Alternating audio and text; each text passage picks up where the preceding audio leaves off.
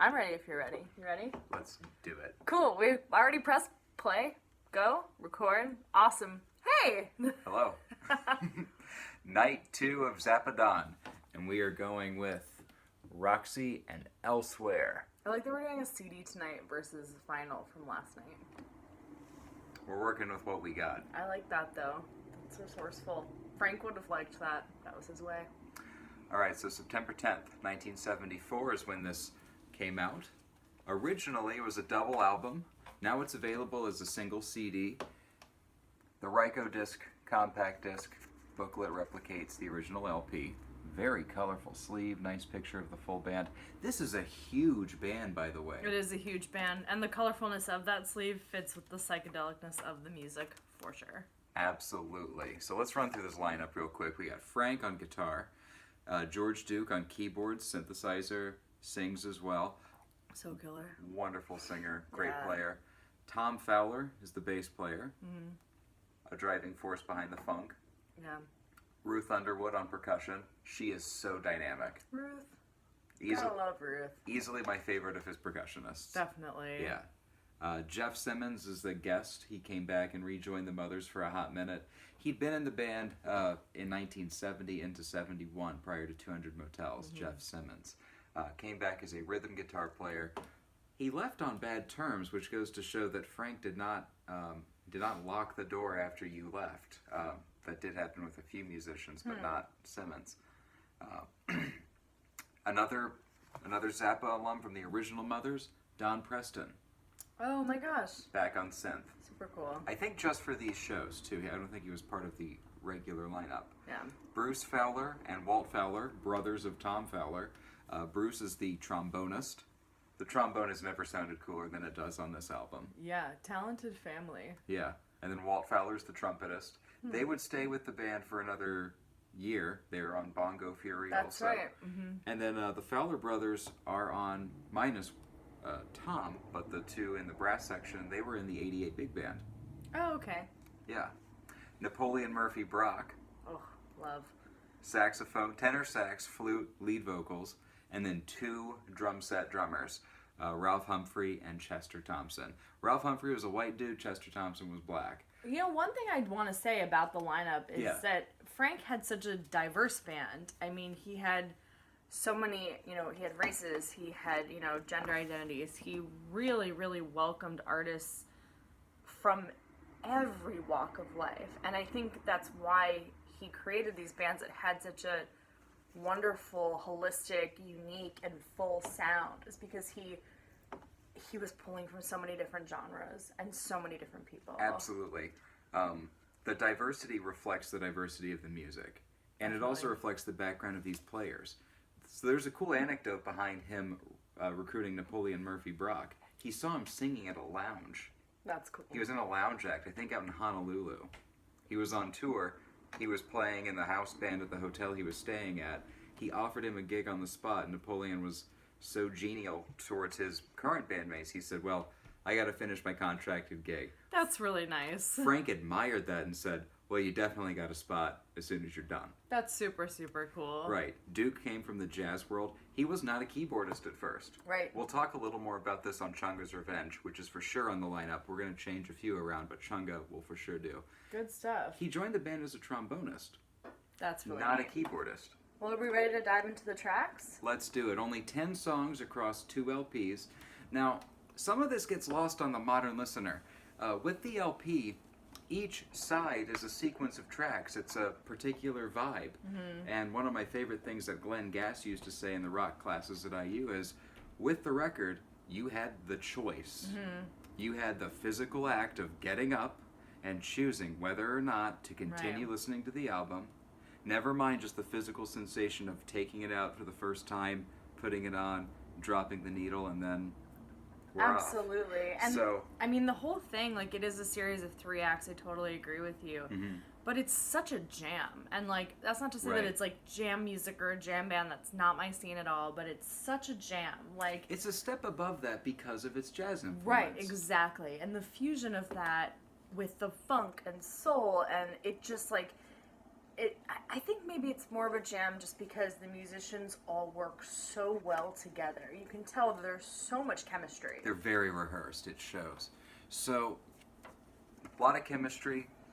Another thing I got to say about the album is spontaneity, as well as tightness, really factors into the album. Ben Watson uses the word spontaneity when he describes the album in the album guide. That factors into it, but they're also very disciplined. You know, this was the first generation of players he played with that came out of music conservatories from the world of jazz. Real music geeks, not just guys who liked to play. I do love that he mixed in some of those conservatory types, though, with some, like, just seasoned, you know, road hard musicians. For sure. I love that. That mixture, though, that's Zappa in a nutshell. That's for sure. That's Terry Bozzio playing with Johnny Guitar Watson. Absolutely. Yeah. What a great combination. Right. I'd pay to see that tour. I think it happened at one point. Oh gosh. Let's dive in. Let's dive into the tracks. All right, so track 1, Penguin in Bondage. I gotta give this one a C+. Anyone else picturing a penguin in bondage?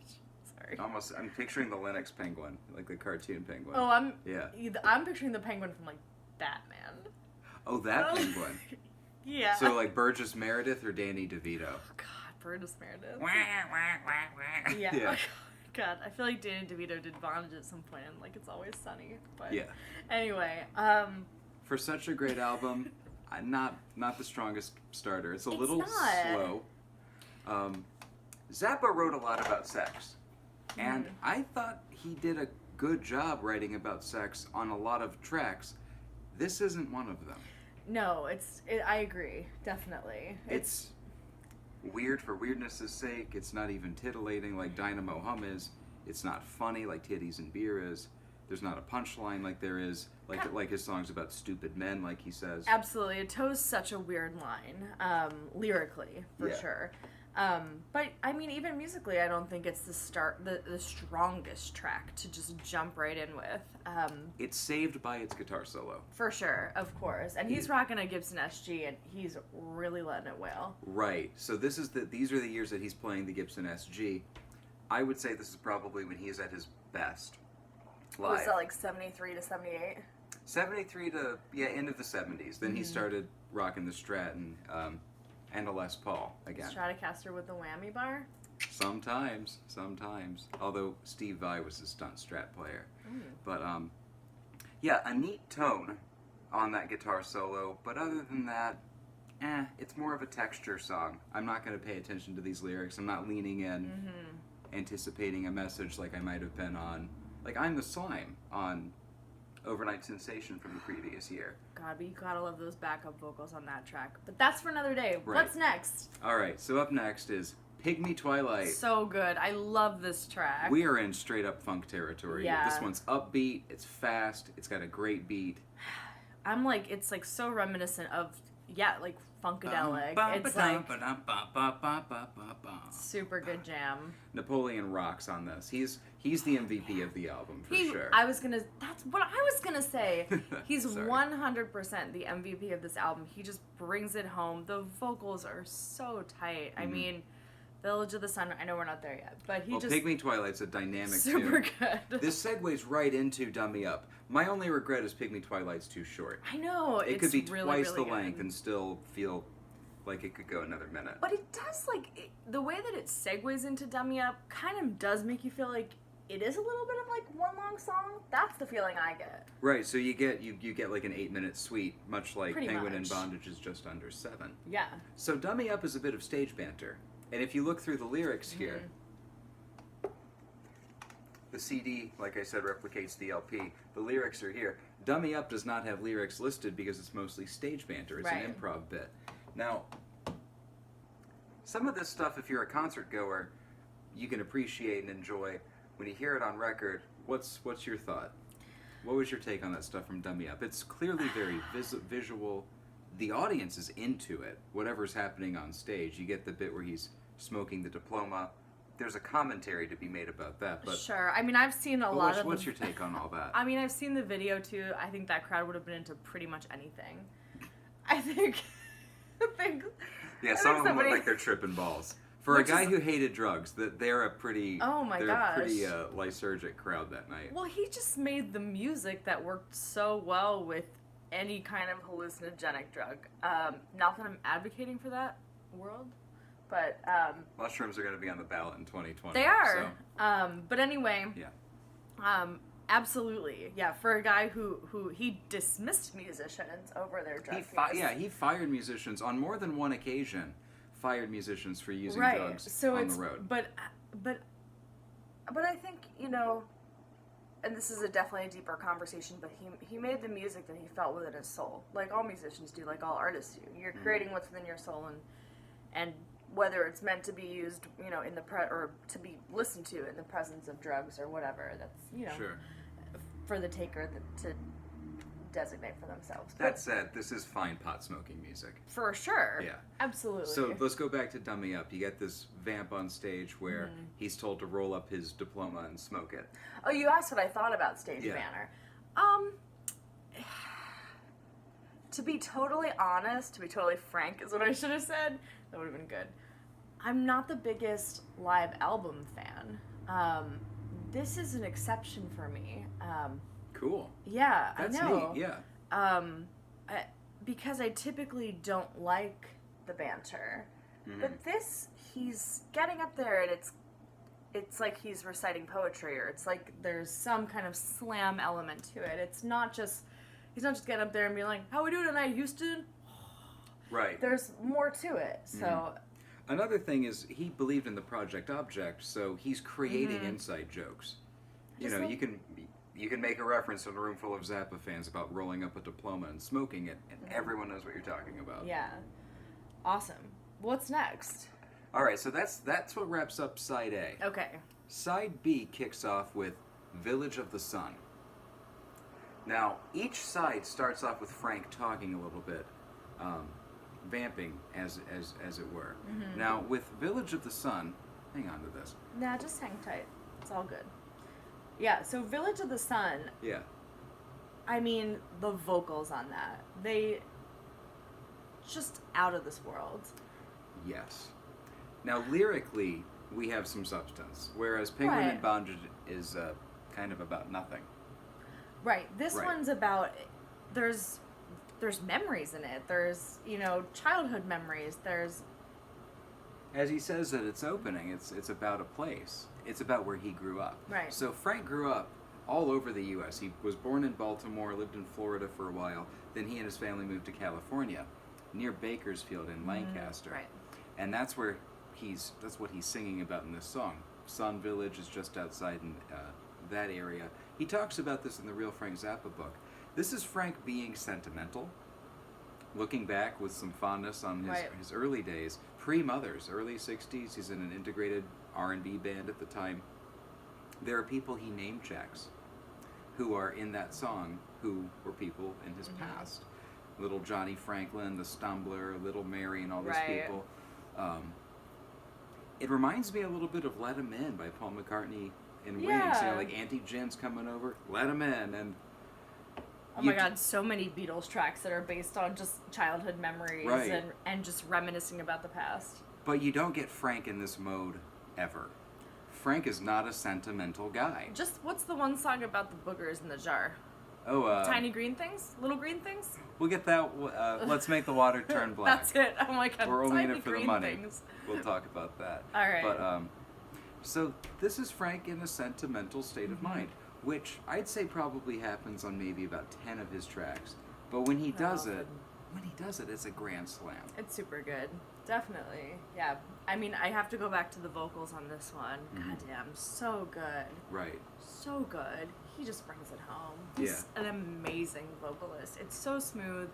It's pretty. It's really pretty. He brings going back home to the village of the sun. He really brings it home. And he makes the lyrics come to life, and that's part of your job as a vocalist is to make the audience connect with the story that you're telling through the words. Very tight performance on this one too. Yeah.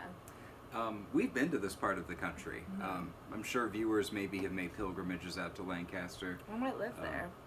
Or might live there. Yeah. What were your thoughts at going out to Frank's old stomping grounds and seeing Lancaster and Palmdale and passing a village in. I know, it's so...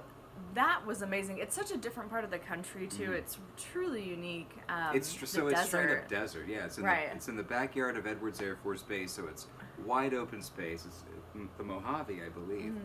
And the church from Kill Bill is in the same church from town. Kill Bill is in that same town. Yeah, and it's interesting, too, because, and we can just touch on this and then move on, is Frank was actually born in Baltimore, which is near where I grew up in Philadelphia. So it's kind of interesting that he's a little bit more attached to where he grew up, which I totally understand that. So he's singing about this, Southern California desert area. That's where I think he had a peer group. That's where he came of age. His first musical experiences. So there's a lot of fond memories attached to that. Beefheart, who lived down the street. Captain Beefheart lived just down the street. Pre-Studio Z. I mean, Yeah. Well, what do we got next on side B? All right. So side B then launches from Village of the Sun into Echidna's open brackets of you close brackets. Dude, this song is such a jam. Can we talk about the weird song titles? I don't even know what he's talking about, but I don't care. It's so good. Yeah. This is such a good track.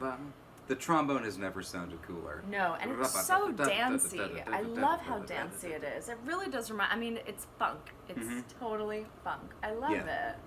One thing that I'll say that separates this from a lot of jazz is it has that funky rhythm. Yeah. It's got that heavy bass end to it, whereas a lot of jazz is missing that, and it just sounds like new age crap.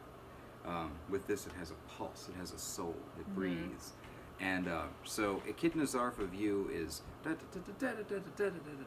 then Don't You Ever Watch That Thing is much longer. It's about 9.5 minutes. Echidna Zarf is 3. Yeah, my only thing with the Don't You Ever Watch That Thing is it's just so fast. It's so fast. Yeah, so it's a little bit of like a... It's like watching the Roadrunner go back and forth. You're like, wait, where are we now? Right. I would imagine if you'd maybe had a little too much of the sativa, that could take your night. That's a little dizzying, but still a great track. Yes, and again, you get some great inside jokes with that stage banner. Ladies and gentlemen, watch Ruth! Oh my gosh. So the whole Roxy performances were captured on film as they were recorded in December 1973, so coming up on 45 years oh my gosh. This week. We're recording this now in December. So throughout, Ruth is a visually very dynamic performer because you've seen the footage. If you've ever seen the Roxy film is now finally out. We had to wait 10 years for it after the first trailer. The first trailer was 2007. Right. She's such a phenomenal percussionist. Right, and she's fun to watch. She's always got this big smile on her face. She's surrounded by percussion equipment. Timpanis, xylophones, those gongs, cymbals, watching her move wood is blocks, like, cowbells. She's like a martial artist. It's awesome. Yeah. So then after that, that's the end of side B. I was going to say, I think we're closing out side B. So we get Village of the Sun and then this epic jazzy jam session. Yeah. More of a jazz funk type deal. Side C opens with Cheapness. Super good. And I think a lot of people know this song. I think like people and if who they, aren't big, if they don't, they should. This should be on a best of. Totally. But I think people who like maybe aren't big Frank fans or who have maybe like just kind of heard here and there, they always know the Don't Eat the Yellow Snow, Titties and Beer. And I feel like they know the hot dog song. The hot dog song. I think that might be in your mind. Okay. It's not a popular track. Well, I mean, it's known among fans, but it was no radio play. Maybe it's just it's just that catchy. Yeah. It's a very catchy tune, and if I were in charge of doing a best of, that would certainly be on the lineup. That and Village of the Sun.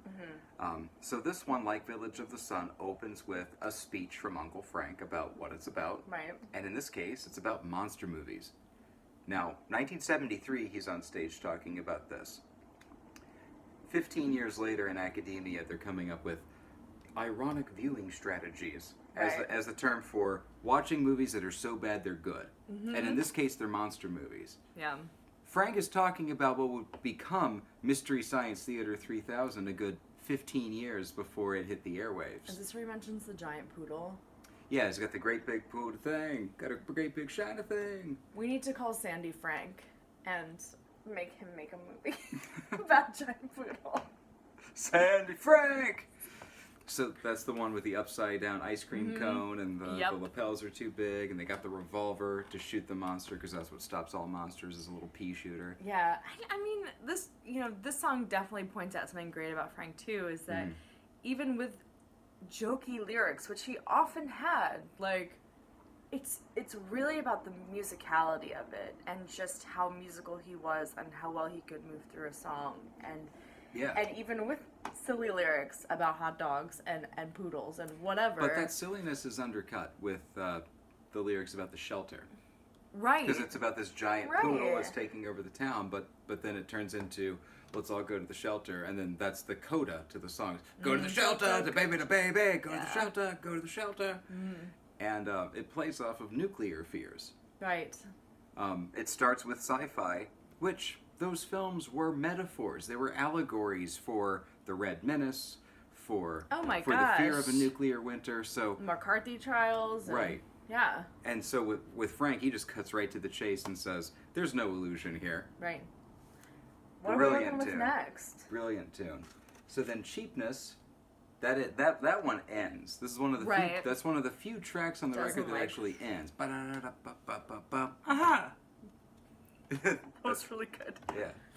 And then we go Son of Orange County. So here we have, I like this one. Here we have Frank reviving another old tune.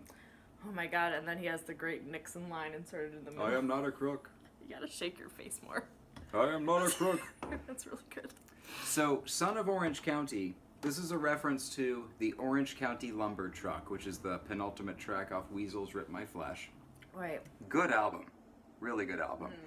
That track on the record is preceded by Oh No, which was Frank's dig at John Lennon. Right, and he pulls those lyrics into this track as well. But only the second half. Right.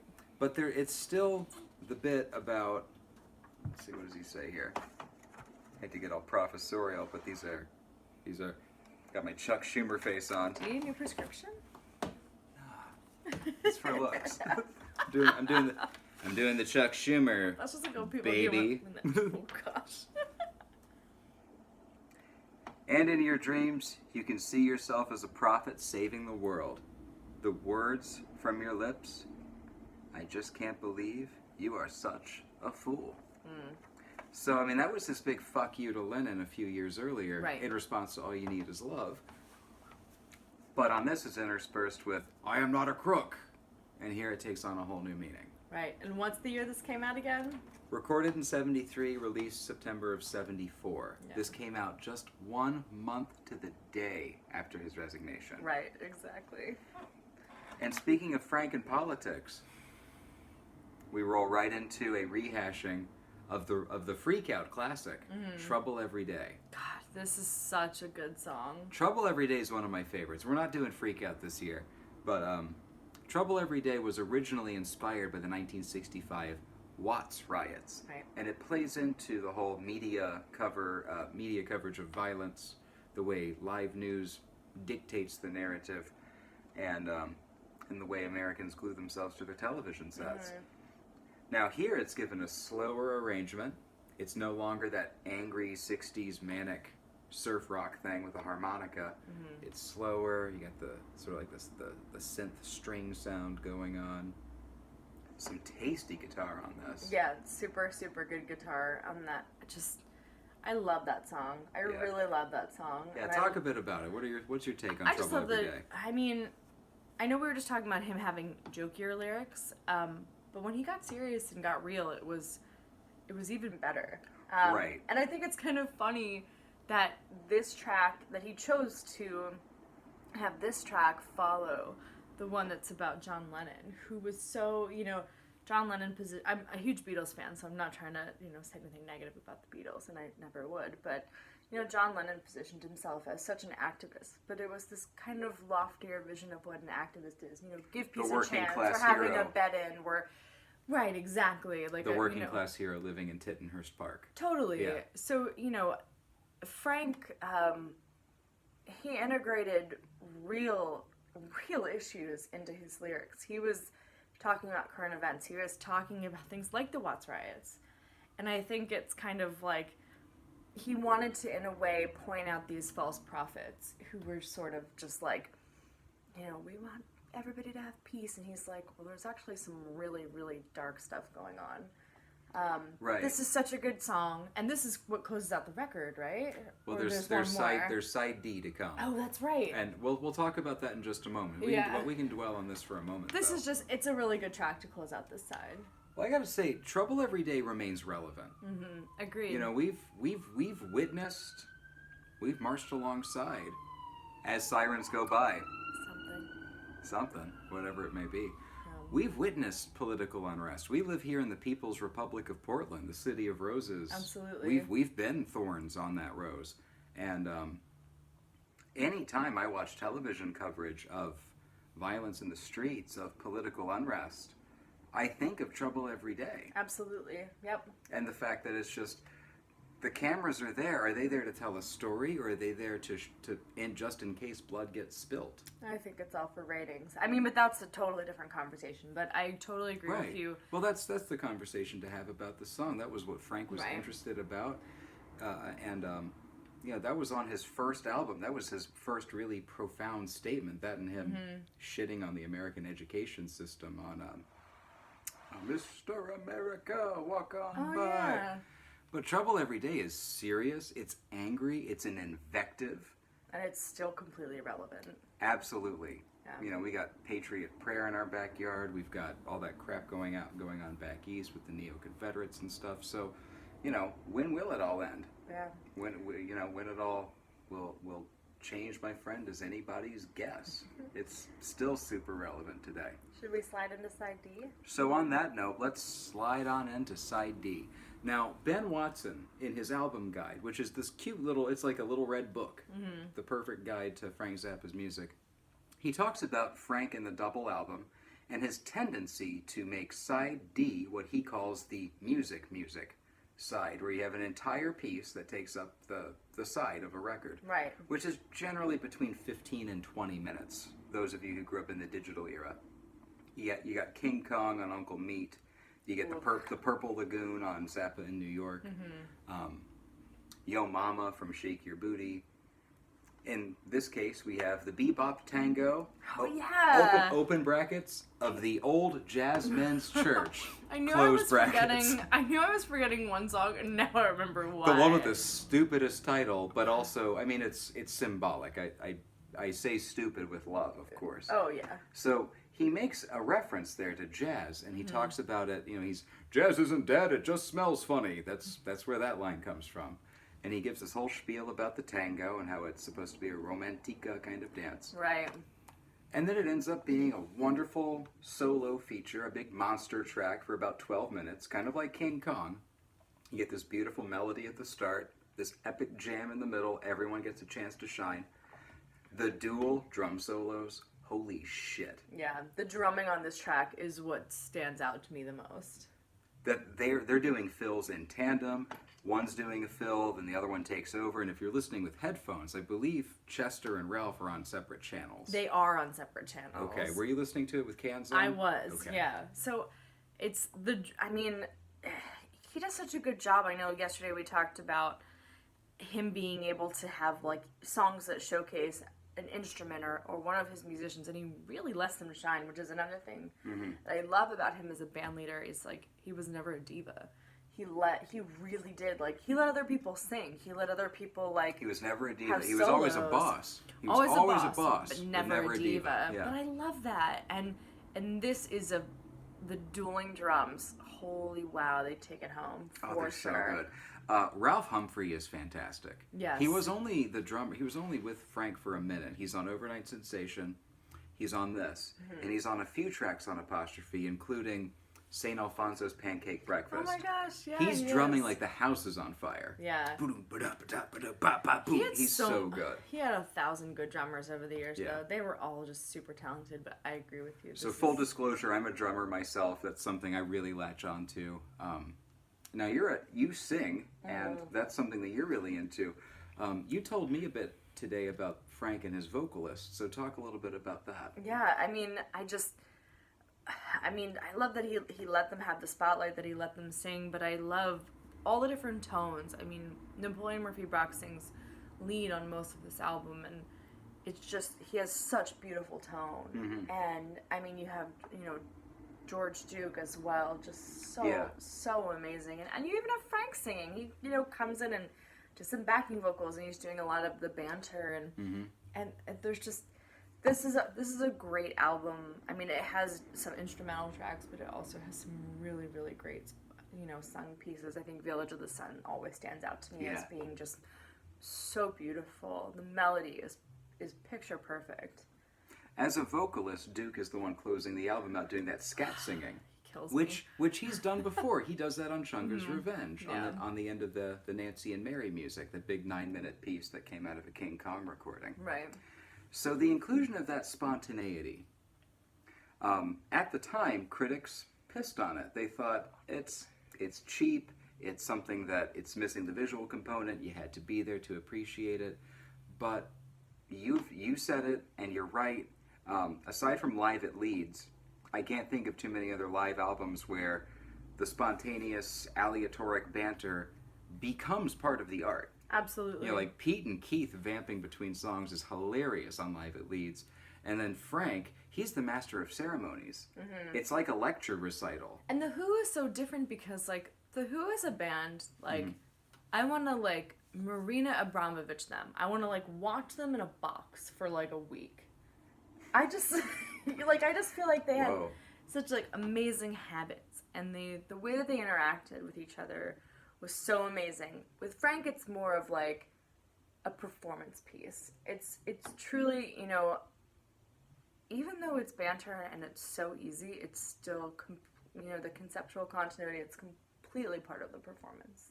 So, but I think that closes out the album. Anything else you want to say? Well, just to wrap up with what you said, you nailed it. You said it so well. Frank embraced, for a guy who was so well rehearsed, for a guy who would get a band to learn 300 songs, or whatever, like the original Mothers learned, something like that. Oh, easy. He embraced the spontaneous. And, throw your panties on stage, or come on up and dance, or whatever. And I just thought that was so cool that he would do that while also remaining large and in charge. And I mean, it's abbreviated, it looks really goofy, but this was one of his mottos. Anytime, any place, anywhere, for no real reason at all. That's Frank. I dig it. Yeah. So Roxy and Elsewhere, I would say it is quintessential Zappa. It is rife with inside jokes, fantastic musical performances, iconic lyrics. And such a jam. Such a jam. Such a funky jam. You get 3 musical acts and then an encore. Right. All right. We'll see you tomorrow for day 3 of Zappadan. Bye.